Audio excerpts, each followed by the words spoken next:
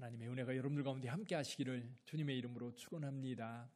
여러분 사랑합니다. 우리 옆에 분에게도 인사를 좀 나누시죠. 사랑합니다. 예. 요즘 날씨 무척 덥지요. 더울 때 조심하셔야 됩니다. 시골 같은 경우에는 이런 더위에 들에 나가서 일하시다가 열사병으로 이제 생명을 잃는 경우가 종종 있거든요. 그래서 밖에 돌아다닐 때 조심하라는 얘기가 계속 문자를 통해서 보내지고 있는데, 이런 날씨 변화는 보니까 태풍이 한번 올라오면 날씨가 달라지더라고요. 근데 지금 태풍이 올 기회가 별로 없어서 또 오면 또 큰 피해고 그런 상황인데, 어쨌거나 이 더위 저와 여러분들이 또 잘 견디고 넘어가야 될 하나의 과정인 줄 믿습니다. 요즘에 또 이제 사회에 큰 이슈가 되고 있는 것 가운데 하나가 분당 서현역에서 있었던 묻지마 칼부림이었지요. 결국 60대 그 여성 한 분은 숨졌다고 하더라고요. 그래서 이제 단순 그 상해가 아니라 이제 살인죄로 이제 구속을 하게 된 거지요. 지금 이런 우리나라가 세계적으로도 치안이 안정된 나라라고 소문난 나라인데, 이제는 그렇게 편안하게 길거리 다닐 수 있는 시대가 아닌 것 같아요. 저 맞은편에 오고 있는 저 남자가 어느 날 갑자기 내게 칼을 들이댈지도 모른다는 생각을 하니까 소름이 쫙 끼치는 것. 더군다나 대낮에 학교 선생님이 피습을 당하는 그런 상황에서 학교에 학생들을 보내도 되는 건지, 그런 두려움들도 요즘 우리 사회에 자꾸만 만들어지는 걸 보면 이거 참 불안하기도 하고요, 힘들기도 해요. 그러면서 또 한편 생각해 봅니다. 왜 자꾸 저런 일들이 벌어질까? 왜 저 사람들은 저런 행위를 할까? 그래서 한편 생각해 보면 그 안에 뭔가 좀 긍정적인 것으로 내면이 채워져야 되는데, 이 긍정적인 것으로 채워지는 게 아니라 이 텅 빈 그 속에 잘못된 것, 악한 것 또는 왜곡된 것으로 채워지니까 그런 욕구, 불만들이 이렇게 폭발적으로 다른 사람들을 해하는 것으로 나타나지 않나, 그런 생각을 좀 해봐요. 그 사람들은 그 사람들이라 할지라도 어때요? 여러분들은 어떻습니까? 여러분들은 평안하십니까? 두려움 없이 평안한 삶을 살고 계신가요?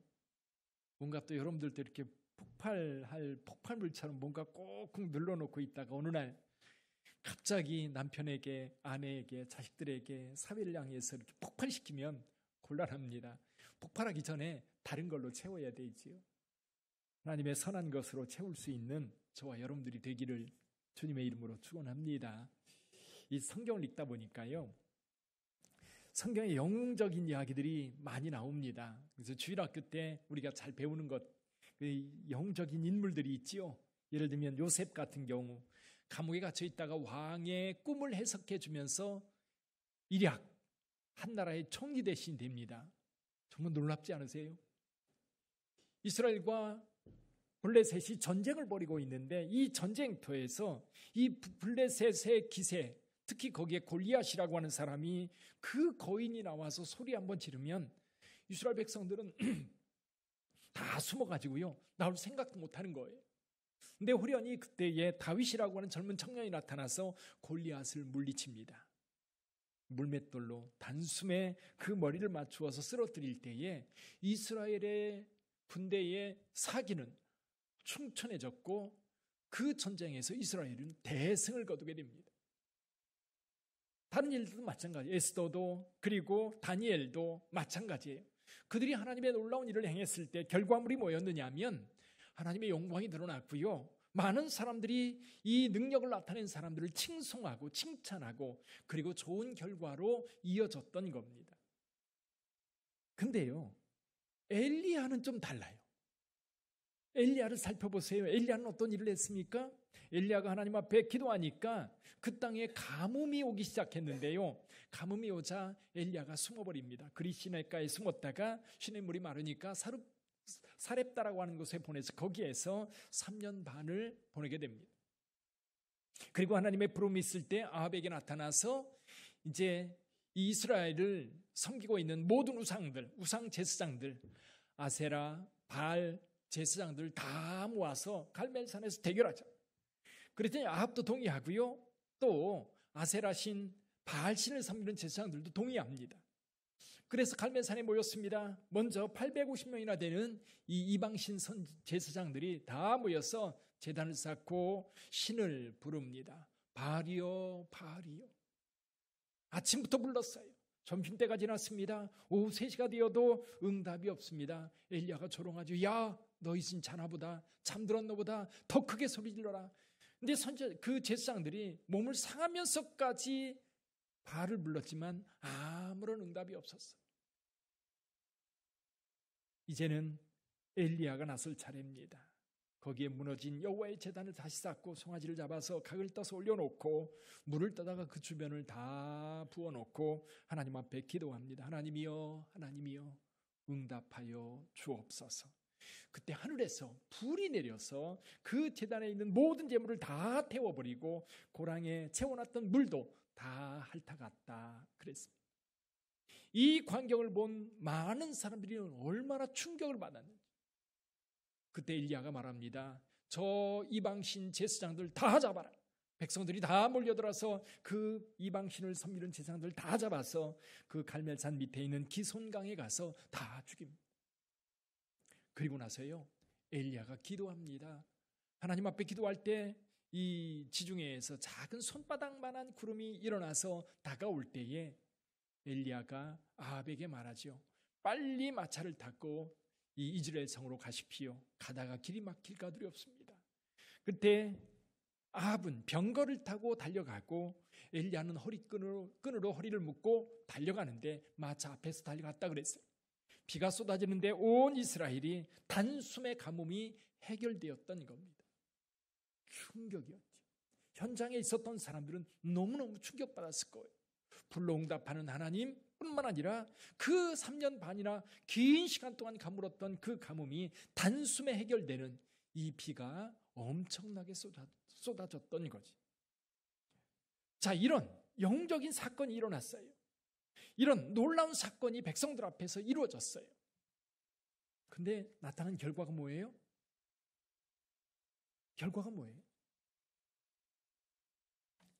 이 마차를 타고 이즈라엘 성에 왔던 아합이 자기 아내 이세벨에게 있었던 일을 다 이야기합니다. 그러니까 이세벨이 사람을 보내서 너 내일 이맘때쯤 내가 죽지 않으면 내가 신들에게 벌받을 것이 마땅하다.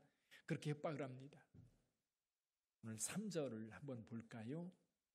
3절을 한번 읽어보죠. 같이 읽어봅니다. 예.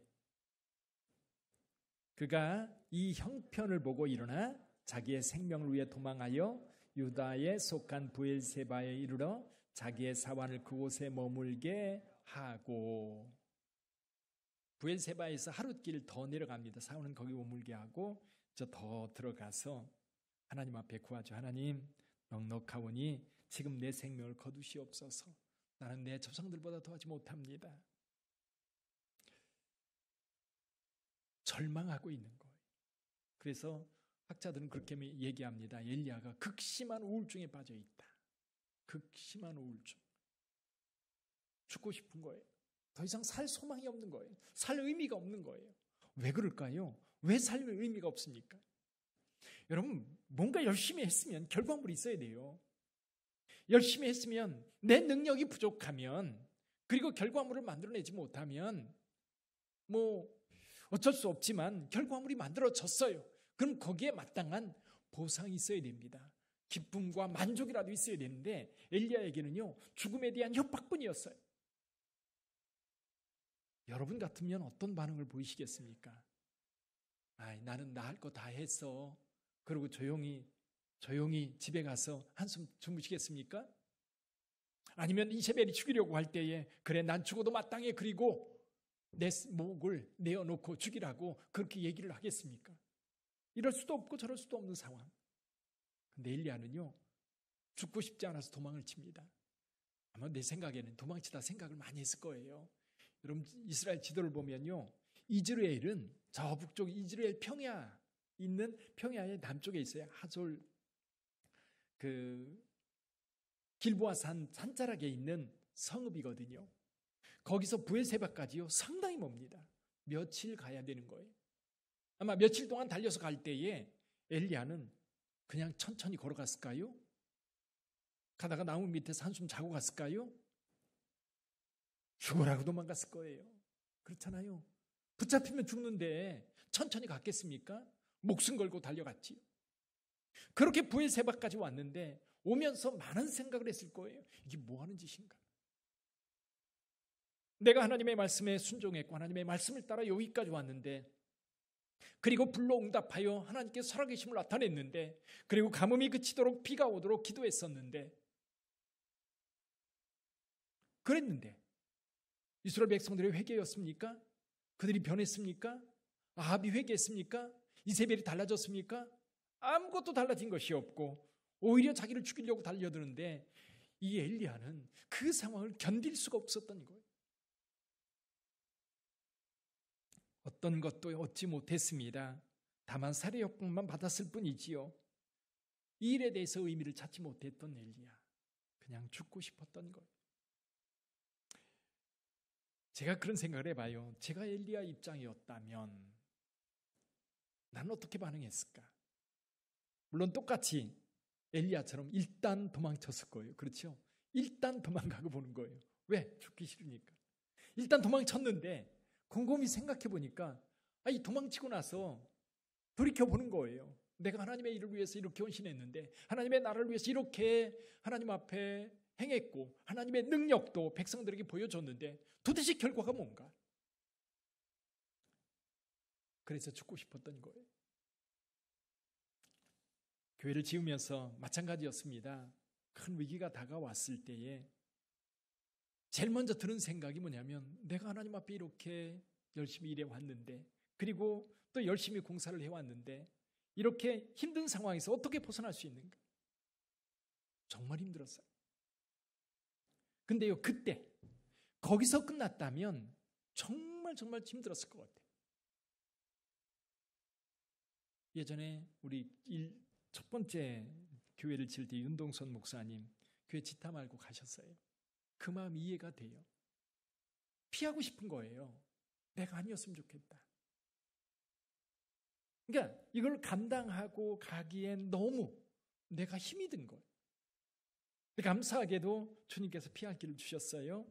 지방에서 1억 넘는 돈을 후원해 주었고, 그리고 이제 마무리 지은 상황 속에서도 하나님께서 여러 사람들의 마음을 열어서 오늘까지 감당할 수 있도록 결과물이 나왔어요. 그러니까 마음이 풀리는 거예요. 마음이 풀리는 거예요. 만약에 그렇지 못했다면 어땠을까요? 엘리야하고 다를 바가 없이 절망하고 낙심하고 패배자처럼 그렇게 주저앉아 있었을 것 같아요. 사랑하는 성도 여러분, 그래요. 저와 여러분들이 신앙생활하면서도 신앙생활이 아니더라도 내가 뭔가 죽도록 열심히 했는데 그거에 대한 결실이 오히려 모함이고, 그것 때문에 오히려 내가 더 큰 피해를 본다면, 더 큰 손해를 본다면 견디기 힘든 거예요. 엘리야도 똑같았어요.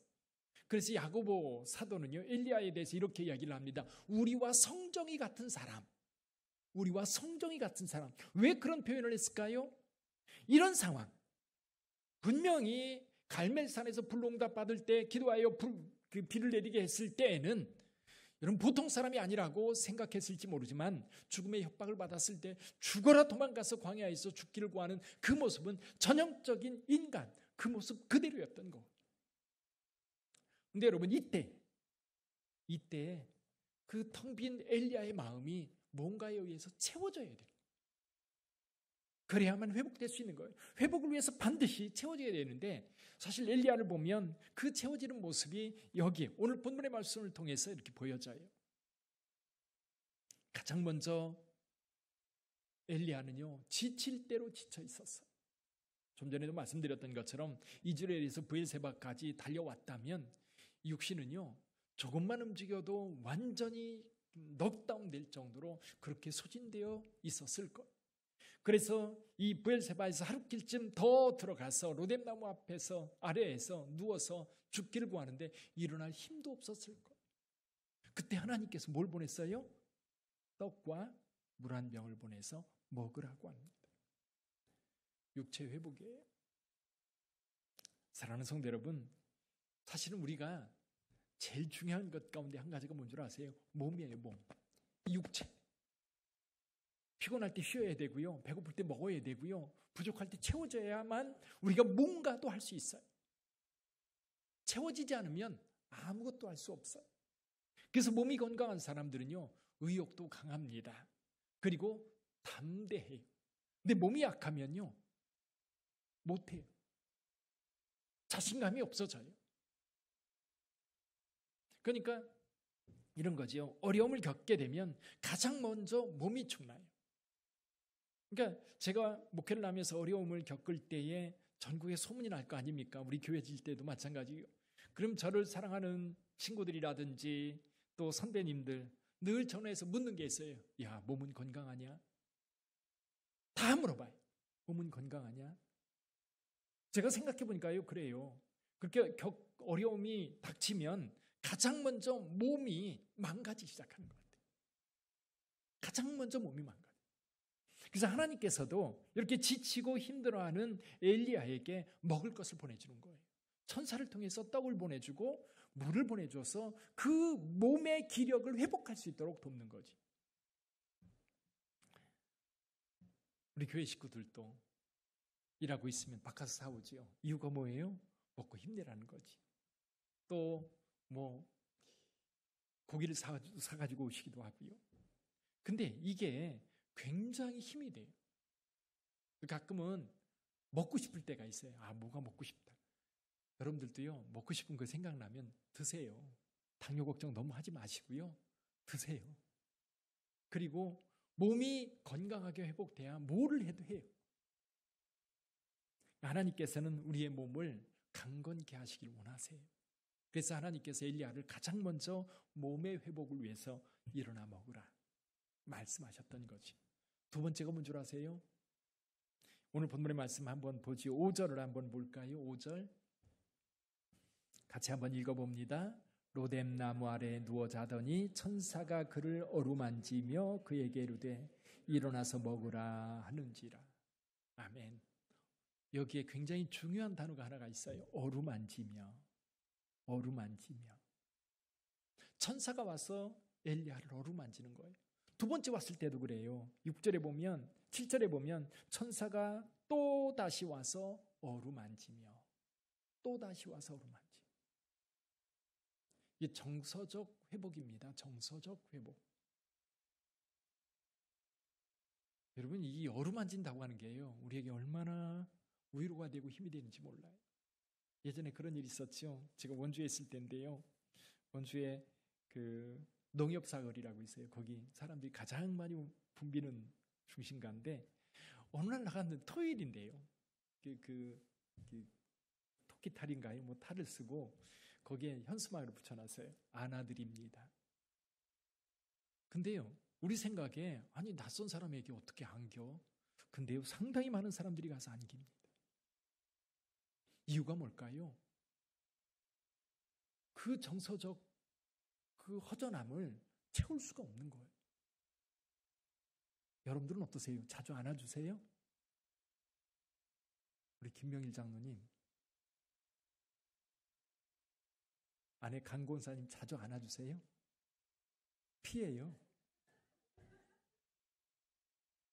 여러분, 가정에서도요, 자주 안아주세요. 정말이에요. 별거 아닌 것 같아도요, 안아주세요. 어루만져주세요. 저 같은 경우도 이제 어려울 때마다 가족들이 있다는 게, 아, 이게 가족의 진짜 의미인가 보다. 하나님께서 가족을 세운 이유가 그건가 보다. 안아주는 거예요. 여보 힘내. 우리 아이도 마찬가지고. 그럴 때 정서적으로 안정이 되고요, 회복이 되는 거예요. 그게 안 되니까요, 칼 들고 세상으로 나가는 거예요. 그런 사람들이 없으니까 나를 안아줄 사람이 없는 거예요. 그러니까 세상을 향해서 분노를 폭발시키는 거예요. 너 힘들지? 그러면서 안아줄 사람이 있으면 되는 거예요. 지금 엘리야, 아무도 안아줄 사람이 없어요. 그래서 누가 안아줘요? 천사가 안아주는 거예요. 천사가 위로해 주는 거예요.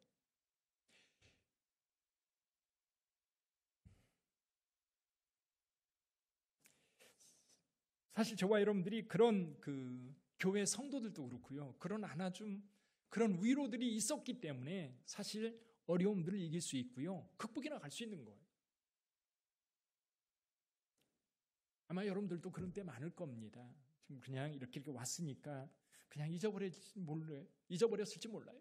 그러나 지금도 어떤 이들은 정말 힘들고 어려워서 어떻게 해야 될지 모르는, 근데요, 그때에 나를 안아주는 가족이 있다면, 나를 안아주는 친구가 있다면, 그저 커피 한 잔 사주려, 야, 커피 한 잔 하자, 밥 한 번 먹자라고 하는 친구가 있다면 그것으로 만족합니다.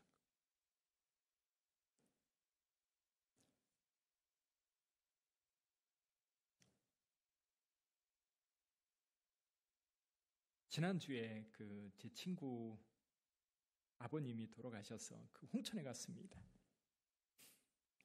근데 이제 춘천에 우리 교회 가운데 주님의 교회라고 있거든요. 우리 교회에서 강대상 500만 원 헌금해가지고 사준 게 혹시 기억나세요? 그 교회 건축할 때 그 친구가 얼마나 어려웠으면 좀 도와달라고 했을까. 그 마음이 너무 이제 마음이 아파가지고 저한테 여러분들에게 이야기했고 또 여러분들이 헌금해줘가지고 그 교회를 도와줬던 적이 있습니다. 그 친구는 그게 너무 마음에 감사한 거예요. 이번에 거기 홍천에 갔더니 이 친구가 그 밤에 온 거예요. 밤에 나 간다 그랬더니 이제 와서 저녁을 먹는데 이 시골 교회니까요. 거기 이제 텃밭에다가 오이도 심고 뭐 양파도 심고 그랬나 봐요.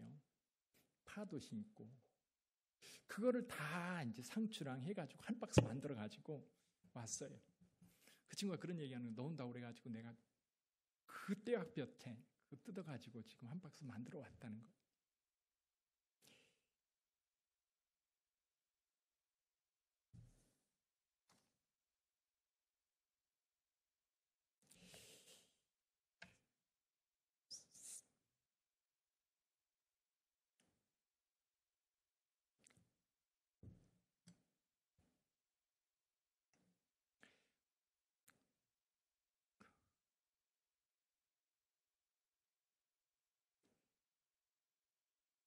근데 어려울 때 그런 친구들이 있다고 하는 거는 너무 감사한 것 같아요. 그냥 별거 아닌 것 같은데 이 위로가 느껴지는 거지요.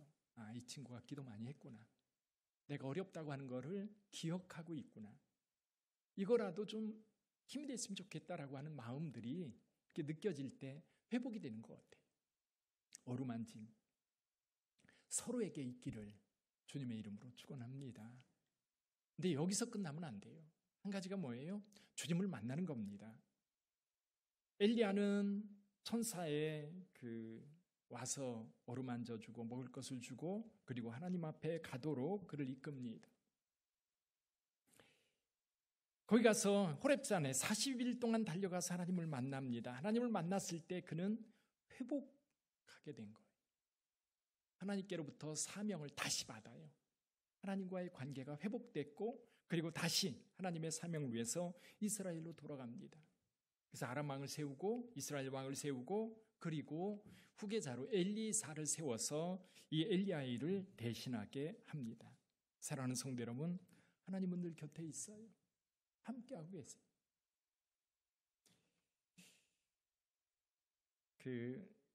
우리 고등학교, 대학교 다닐 때 80년대에 학원 선생님들 가운데 아주 유명한 분들이 계세요. 국어 그러면 한센 선생님 생각나세요? 생각나는 분들 계실 거예요. 수학하면 누구예요? 수학의 정석 홍성대. 공부 열심히 한 사람들만 생각나는 것 같아요. 그리고 이제 영어 그러면 정철이라고 하는 사람. 그제 이제 정철 선생님의 간증을 하는 얘기를 좀 들었어요. 이분이 젊었을 때 고등학교는 이제 의대 간다고 준비하다가 그만두고 산에 들어가서 도 닦는다고 시간을 많이 보냈다고 그래요. 근데 돌을 닦으면서 귀신을 이제 좀 영적인 능력이 약한 사람들은 귀신을 모시고 자기처럼 영적 능력이 강한 사람은 귀신을 부린대요. 자기가 귀신을 부리는 귀신들이 여러 있었답니다. 근데 이분이 예수를 믿게 된 계기가 있는데 그 계기 가운데 하나가 아들 때문에 예수를 믿었대요. 아들을 영국에 유학 보내면서 중학교 때 보냈는데요.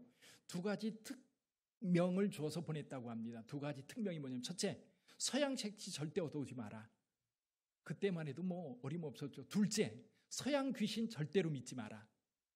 두 가지 특명을 보냈는데 IMF 때 이제 걔가 대학을 다니고 있었는데 도저히 학비를 댈 수가 없어가지고 불러들였대요. 군대에 보내려고 군대 신체 검사를 보냈더니 이제 보류 판정을 받아가지고 1년 반 집에서 머물면서 있었는데 그때 이 아들이 영국에서 예수 믿고 온 거예요. 와가지고 날마다 아버지한테 예수 전하는 거예요. 날마다. 근데 아버지는 뭐 달마도사를 찾고 뭐 귀신을 찾고 그러니까 대화가 안 될 거 아니에요. 근데 대화를 하다가 늘 아들이 결론이 뭐냐면 그래도 아버지 예수 믿어야 됩니다. 결론인 거예요. 결론. 전도하는 방법이더라고요. 그렇게 해서 1년 반 동안 계속 이해하려도 결국 아버지가 이제 그렇다면 내가 성경 읽어보마. 그랬더니 아들이 생각할 때 아버지가 혼자 성경 읽으면 안 될 것 같은 거예요. 안 된다. 교회 다니면서 읽어라. 그랬더니 아이 성경 읽으면 나한테 읽으면 되는 거지. 이게 무슨 뭐 다른 이유가 필요하냐? 아니다. 그러면서 아들이 이런 비유를 들으라는 거예요. 그때 90년대 말에 그 핸드폰이 나오기 시작했어요. 이 핸드폰이 아무리 성능이 좋아도 기지국에서 전파를 쏘주지 않으면 이건 아무 의미가 없는 겁니다. 기지국이 뭐냐? 그랬더니 교회라고 그러더래요. 교회 가야 이 성경을 제대로 알 수 있다는 거예요. 그래서 교회를 다니기로 했는데 오직 그 이제 교회를 다니는 한 가지 이유는 뭐냐면 하나님 만나는 거. 굉장히 열심히 다녔대요. 오직 한 가지 하나님을 만나기 위해서. 근데 하나님을 만날 수가 없는 거예요. 기도도 많이 하고요. 산기도도 많이 다니고 그랬대요. 근데 어느 날 기도하는데 이런 말씀이 들려지는 것 같더라고요. 성경은 좀 많이 읽었으니까 내가 너를 모태에 짓기 전에 너를 알았고 내가 배에서 나오기 전에 너를 성별하였고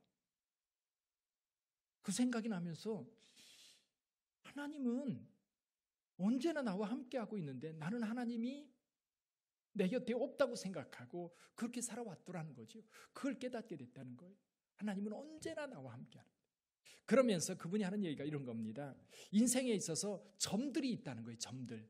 여러분 어렸을 때 초등학교 다닐 때 점 번호가 쭉 매겨져 있는 점이 있는데 점을 하나하나 연결하다 보면 뭐가 나와요? 동물도 나오고 별도 나오고 그러잖아요. 근데 우리 인생에 하나님께서 이렇게 점을 찍어놓은 것들이 있는데 그 점들을 다 연결해 보니까 결국 하나님의 완성품이 되더라는 거지요. 근데 하나님은 그때도 내가 알지 못할 때도 언제나 나와 함께 하셨던 거예요. 마찬가지입니다. 엘리야 지금 홀로 있는 것 같지만 하나님이 함께하고 계셨던 거예요. 그것을 마음속에서 회복하는 것이 중요한 거예요.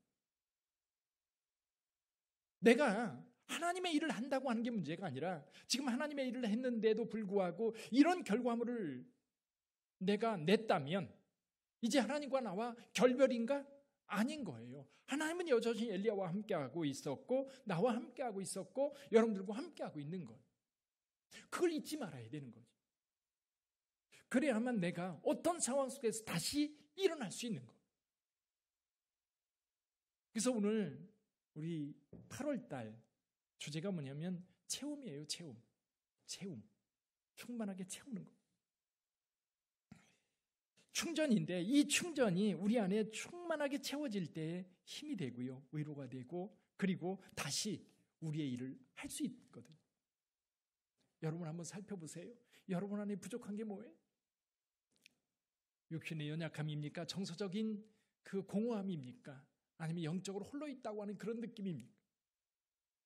엘리야를 채워주셨던 하나님, 오늘 저와 여러분들도 함께 채워주실 줄 믿습니다. 하나님의 위로가 그리고 하나님의 채우심이 여러분의 삶을 충만하게 채워서 힘있게 이제 앞으로 주의 몸된 교회를 섬겨갈 뿐만 아니라 우리의 남은 인생들, 우리 인생 속에서 하나님께서 이루고자 하는 그 일들 외면하지 말고 힘있게 함께 만들어가는 저와 여러분들이 되기를 주님의 이름으로 축원합니다.